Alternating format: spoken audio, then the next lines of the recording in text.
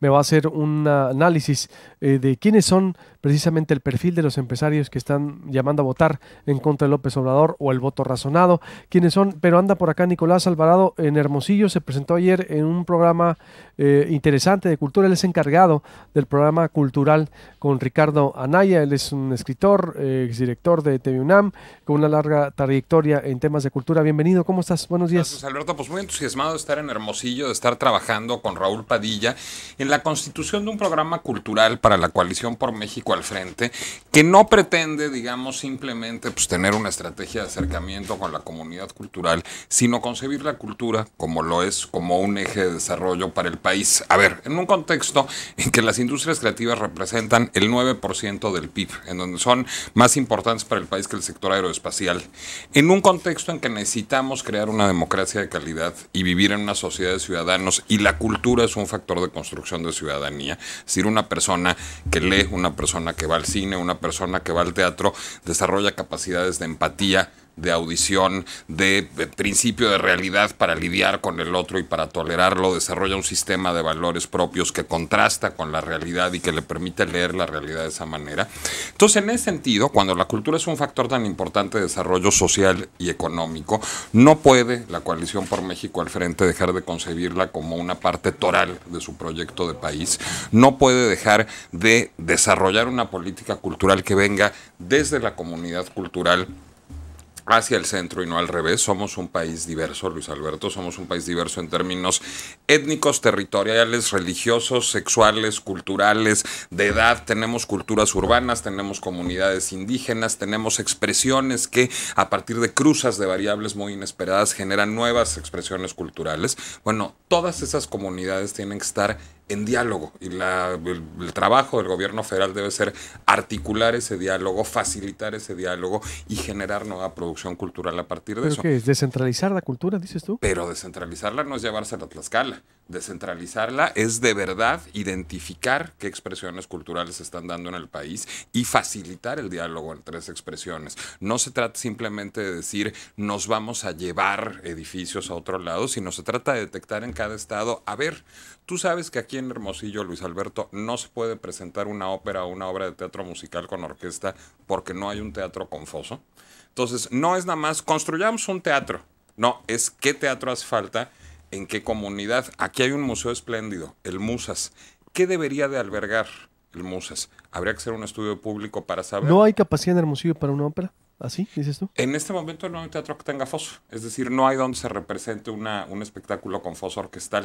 Pero el problema de Toluca es distinto. En Toluca no hay un teatro que tenga una parrilla de iluminación y una consola, se tienen que rentar en cada caso.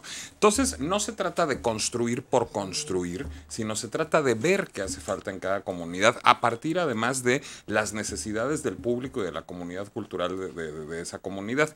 ¿Qué estamos haciendo? Estamos platicando con actores de la comunidad cultural en todo el país para que nos digan qué necesita este proyecto de cultura. A ver, te adelanto una que necesita... ¿Pero cuál es la propuesta de Ricardo Naya? La propuesta es muy clara. Se necesita una reingeniería institucional que dote de autonomía a los centros culturales, es decir, no es posible que la programación se defina desde una oficina del Instituto Nacional de Bellas Artes y entonces terminemos con Mijares en Bellas Artes o terminemos con obras de teatro censuradas.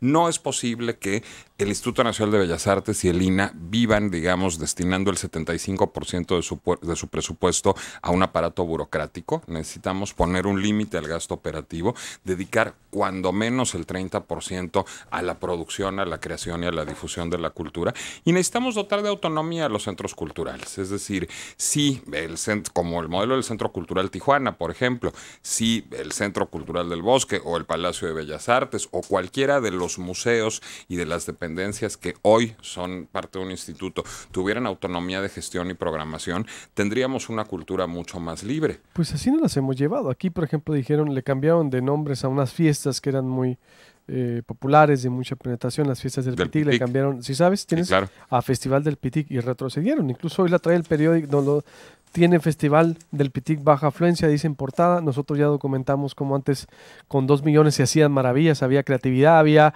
un gran programa. Hoy con 10 millones no les alcanzó. Por eso esa autonomía de gestión, también se les da la autonomía de gestión y tampoco, digo, No, faltará pero que es los que- vigilen más. Pero es que las fiestas del Pitic no tienen autonomía de gestión, es decir, son un Pero programa por eso, un del programa. Instituto de la Cultura. Exacto. Déjame ponerte un ejemplo. ¿Qué faltaría La para que feria- fuera eficiente? Pues por eso, a Un eso voy. fideicomiso. A lo que voy es que primero dicen, no, es que faltan recursos, les das recursos, ¿no? Estoy hablando en general. Aquí, y el caso de Hermosillo, y qué bueno que lo conoces. Les das recursos. No, falta, es que se llaman fiestas y necesitamos que cambie a festival. Se necesita ¿no? Una reforma legal. Ah, bueno, ya te doy la reforma, No, supongamos. Pero es que no es un Y cambio tampoco. de nombre. Lo que se necesita es un fideicomiso. Es decir, ahí no hay verdadera autonomía de gestión. El Festival del Pitic depende del Pero es lo que Instituto dijeron, Sonorense es de lo que Cultura. dijeron, ¿no? Si tú creas un fideicomiso como lo tiene, déjame ponerte un ¿El ejemplo. Festival de Petit depende del Estado? Sí, claro. Sí.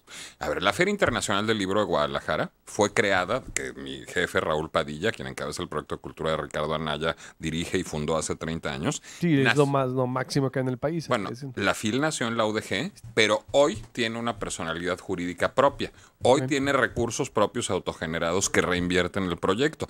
El problema de un festival como el Festival del Pitic es ser parte del Instituto Sonorense de Cultura. Si eso tuviera una figura jurídica propia, un fideicomiso con recursos propios y autonomía de gestión, es decir, un consejo de programación y de administración, Entonces, podría esa tener vida propuesta de propia. ustedes, que la cultura se descentralice desde lo local, entonces, que se les dé la autonomía a cada... A los centros culturales Los y que centros los centros culturales. culturales dependan de consejos de profesionales de la cultura que les den autonomía de gestión y de programación, entre muchas otras. Es decir, lo que necesitamos, y lo presentará Ricardo Anaya en unos días, es una propuesta integral de cultura que pase por reingeniería institucional, reconocimiento de la diversidad y una política para el desarrollo social y económico a través de la cultura. Gracias, Nicolás. Al Quedamos contrario, ahí, Luis Alberto. pendiente, ya Gracias te por volvemos invitarme. Te volvemos a consultar. Muchas gracias. Dolly Esteves desde Washington nos presenta, Dolly Esteves de Forbes, de Forbes México, nos va a presentar frente a qué estamos, quiénes son los empresarios que están llamando a que no se vote contra determinado candidato. Le digo al regreso del corte.